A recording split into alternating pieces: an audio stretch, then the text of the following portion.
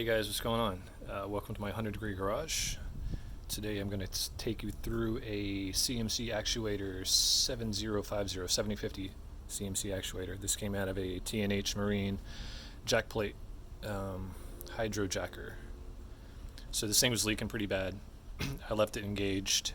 I left the battery connected. Somehow it engaged for, Lord knows how long enough to drain the battery, catch the wiring harness on fire, and create some pretty bad leaks in this thing. So took it all apart, and we're going to change out the seals. I've actually already changed out the seals, but I'm just going to show you guys what the inside looks like. So this is kind of, how it looks put together. When you guys look at it, it's going to be like this, with all the bolts on the bottom. So you're going to take off all the bolts, the whole stack of them here. It's going to slide apart, and it's going to look like this when it's taken apart. Be very careful. There are two steel balls. See them right there? Those two steel balls come out. So just be mindful of that. These little standoff pins, whatever you want to call them, these guys, they pull out also. There's a little seal on the bottom. There's a little spring inside.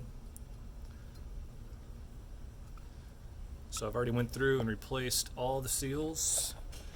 I have my trusty bucket of seals here. I took them to a local hydraulic shop.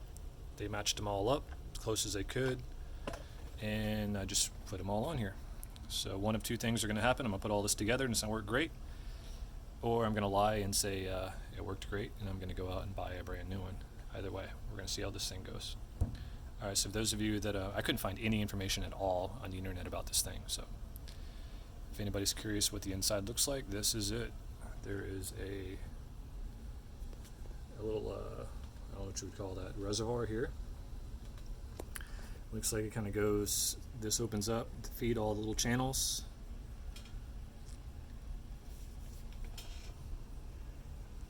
On this side would fill all these other channels. So kind of, everything comes in the reservoir here, feeds through all the channels, does its thing, goes through its little balls and its check valves and whatnot. Here's the motor in the center. Comes around, adds fluid to the back side of this chamber. You can see in the back in here, there's a hole back there on the top. So this is what would pressurize the chamber to push the piston out, and then vice versa.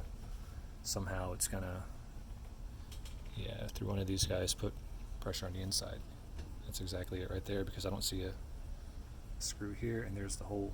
So this must be the return to push everything back out into the cylinder. So if you have stuff squirting out the sides, it's because somewhere in this high pressure system, one of these seals have blown, and it's allowing blow-by to come out.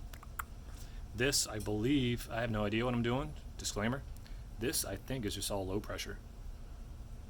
So if you have leaks coming out here, it's a defect with the material, I think, because this is all just metal on metal. I think it seals tight enough metal on metal that hydraulic fluid can't get by. And if it does get pressurized, it's because something in here is breaking, causing pressure to come in. Now these check balls and these guys right here, I don't know what they do. I do know when I pulled it apart, it only had a washer on these guys. I don't know why. I've kind of posted to the forums asking why these didn't. Well, like I said, I'm going to put it together and see what happens. That was a beer burp for you guys that were wondering. You can't tackle projects like this without a beer. That's just the general rule. Alright, see what happens. So this is what it looks like as I'm putting it back together. I just have 2 bolts in right now. So the reverse of this, of course, was the 15, 20 bolts that I had to take out. Do not take out the little Allen wrench ones. These are holding springs. I mean, I suppose you can take them out. I don't see why you need to, though. You're better off just leaving them. It's holding a spring that's in turn holding that little push pin thing that I showed you earlier. This, I don't know. It had this guy. I did not get replacements for these. It's got a rubber seal, a washer, and then it looks like a Teflon or something. And then you see it's ported. So I assume something happens here. Magic. So we're just going to put this back and hope that that wasn't causing any problems, because I didn't do anything with that. Alright, cool. Real quick, something else I noticed. These 3. I took them out just because I was curious what they were. It's just part of the manufacturing process. So when they CNC'd this block, in order to get some of these channels to move fluid or whatever, they drilled in a certain distance, you know what I mean, to connect certain channels, and then just capped them off. So this is your drain, it's your fill level. This is the one that I stripped out, which is the actual fill port. Another thing to note too, when you guys take this thing apart, which I didn't do, and I had to drink another beer from all the anxiety because I got hydraulic fluid in my eye. This thing is under pressure. When you take it out, say when this thing compresses or even extends, I don't know, probably when it compresses, everything's under high pressure. So I'm all like willy-nilly, you know, taking this apart. I saw a little bit of fluid coming out. I'm like, all right, cool. So I had a can down here where I was going to catch, you know, the fluid as it came out. And as I backed it off, it like exploded all up in my eyes, on my shirt. It was fun. So yeah, just be careful with that when you guys take it apart. And then I got to figure out how to unstrip that. So I went to this hydraulic company, like I was saying, where I got all the seals, and I asked the guy if he had another one of these, right? So he gave me one somewhere in here. And I was like, cool, can you help me get this thing off?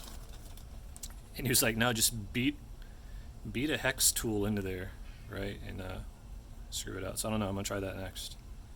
That, or I'll go down to Ace and get like an official removal. What's that called? Like when you strip a screw out or something. Fun stuff. So I wasn't going to show you this, but whatever, maybe you guys can learn from my mistakes. Here I am putting these guys back in, right?